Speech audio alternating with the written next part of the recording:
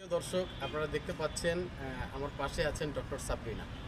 আজকে এসেছি ডক্টর সাবরিনার সাথে কিছু জানা এবং অজানা কথা তুলে ধরবো আপনাদের মাঝে। আপু কেমন আছেন? আলহামদুলিল্লাহ ভালো।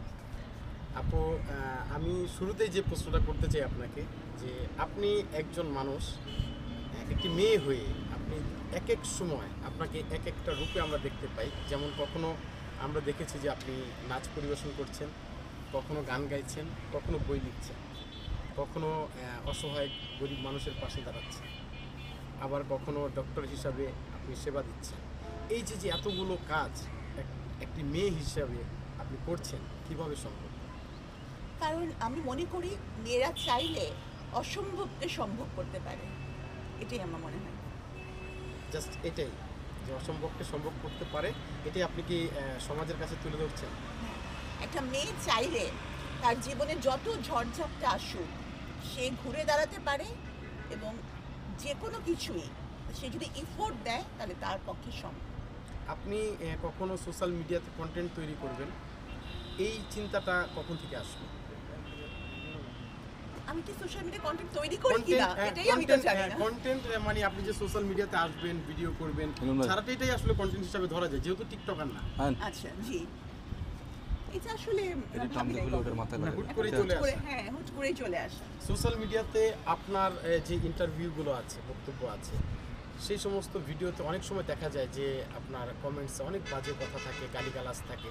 তো একটা মেয়ে হিসাবে আমরা জানি যে মেয়েরা খুব সফট মাইন্ডেড হয়ে থাকে, অল্পতে কান্না করে দেয় এবং অভিমানী হয়ে থাকে। তো আপনি এই বিষয়গুলোকে কিভাবে হ্যান্ডেল করেন? আচ্ছা, প্রথম কথা হচ্ছে আমি নিজে কখনো অন্যের নামে কখনো খারাপ কথা বলি না, এবং আমার মনে হয় যে একটি মেয়ে কখনো আরেকটি মেয়েকে নিয়ে কুৎসিত মন্তব্য করতে পারে না। তা আমার মনে হয় যে যারা করেন তার অধিকাংশই ফেক আইডি, অথবা মানে ছেলে মেয়ে সেজে কোনো আইডি বানিয়ে করছে। কারণ একটা মেয়ে হয়ে মানে সেম সাইডে গোল দেওয়া, একটা মেয়ে হয়ে মেয়েকে ছোট করে কথা বলা, কমেন্টস করা, তো মানে সেম সাইডে গোল দেওয়া। আর আরেকটা বিষয় হচ্ছে যে অনেকের আমি বুঝি, আমি তখন এটাকে এভাবে নেই। আমি মাঝে মাঝে প্রথম দিকে একটু খারাপ লাগতো, তো তখন আমি দেখতাম যে আসলে তার আইডিতে ঢুকি, সে কি আমাকে নিয়ে কমেন্টস করছে, সে কি আমার চেয়ে মানে পড়াশোনায় ভালো কিনা, যোগ্যতায় ভালো কিনা, দেখতে ভালো কিনা খুঁজি। তো বেশিরভাগ সময় দেখি যে তাদের চেহারাই খুঁজে পাই না, তাদের আইডিটার মধ্যে তাদের কোনো চেহারাই নাই। আমি মনে করি যে একটা ফেক আইডির আড়ালে নিজের চেহারা গোপন করে কারো নামে ব্যাড কমেন্টস করা ইটস ভেরি ইজি। আর আরেকটা একটা মানে একটা সামগ্রিক একটা অসুস্থতার ব্যাপার আছে, যে মানে আমি মনে করি যে একটা আনরেস্ট চলতেছে, এই জন্য সকলের মনে একটা থাকে। হ্যাঁ, অনেকেই বিভিন্ন কারণে কমপ্লেক্সে ভোগে, তারও বহিঃপ্রকাশ এই বাজে কমেন্টস।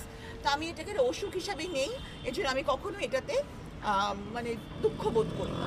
এখন এই বিষয়টাকে কি আপনি ইগনোর করেন নাকি উপভোগ করেন? আসলে কমেন্টস এভাবে করার আমার সময় হয় না।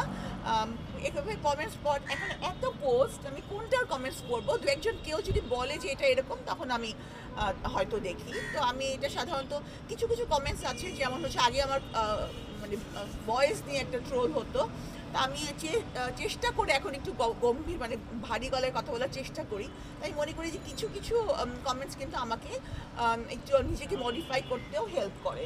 হ্যাঁ, তো সব কমেন্টসই খারাপ না, তবে আমি বলবো যে আপনারা দেখুন, হ্যাঁ, আপনারা ভালো মন্দ দুই কমেন্টস করুন, সকলের জন্যই আমার শুভকামনা।